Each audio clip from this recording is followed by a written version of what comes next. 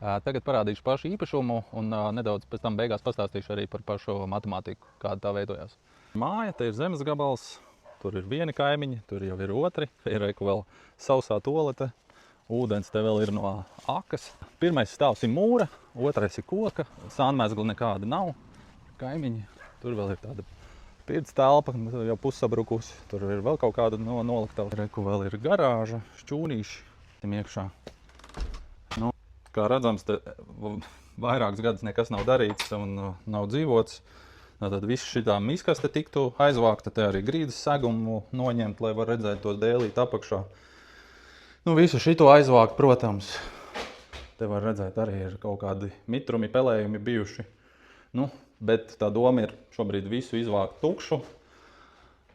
Arī te to kartonu visu, atstāt to dēļu grīdu. Primāri iziet cauri visam. Tā kā izvākt viņu tīri. Vai pēc tam tiks remontēts, tur kaut kas piekrāsots, to vēl skatīsies pēc situācijas, bet pagaidām pirmais etaps ir vienkārši viņu izvākt tukšu.